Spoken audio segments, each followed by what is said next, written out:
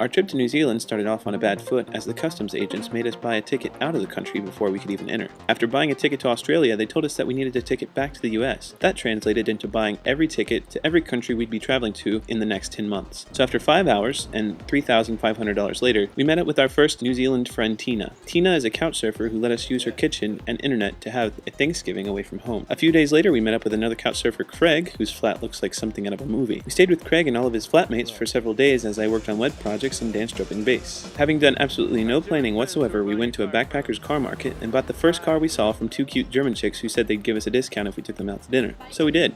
That night we went to Craig's flat and realized that we had just bought a car and didn't have a plan, so slightly angry with ourselves we put out a big map of the North Island and tried to plan the rest of our time in New Zealand with our good friend Fraser. William was ready to explore New Zealand, but I still had some web projects to do, so I stayed in Auckland while he drove around the North Island for a few days. We met back up and visited a beach a few times and checked out a huge waterfall with Craig, Fraser, Sarah, Paul, Matthew, Sebastian, and Elizabeth. Despite the sign that said to not touch the water, within minutes Matthew and William were wading through it. After the waterfall, William and I said our goodbyes to our Auckland friends and headed south for Taupo. Along the way we visited the Shire and discovered that all hobbits had been turned into sheep. When we got to Taupo, we dropped some serious cash by dropping out of an airplane. After having the experience of a lifetime, we went further south to hike the Tongariro Crossing, which is the home of Mount Doom from Lord of the Rings. Bruised, ripped, and bleeding, we finished the hike and met with our good friend Fraser in his hometown of Wellington. He showed us around the whole city, giving us tons of information. The next day, we took a ferry to the South Island of New Zealand and started driving south towards Queenstown. Along the way, we stopped at several little towns that offered very expensive internet access, but we were able to see a waterfall, pancake rocks, and a glacier. We got a flat tire and had to buy a new one. That's when we realized that New Zealand spells tire with a Y, which the mechanic said was proper English. We finally reached Queenstown just in time for Christmas. We were pretty bummed about being away from family and friends, but we were able to Skype with our families, and we made some new friends at a Christmas dinner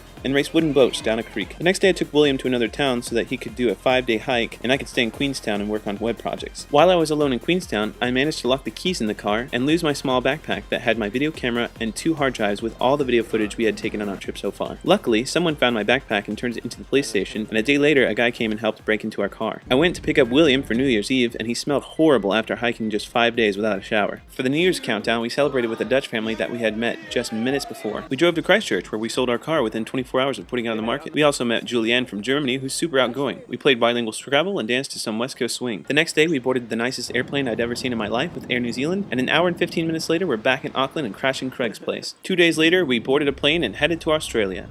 And that's the rest of the story.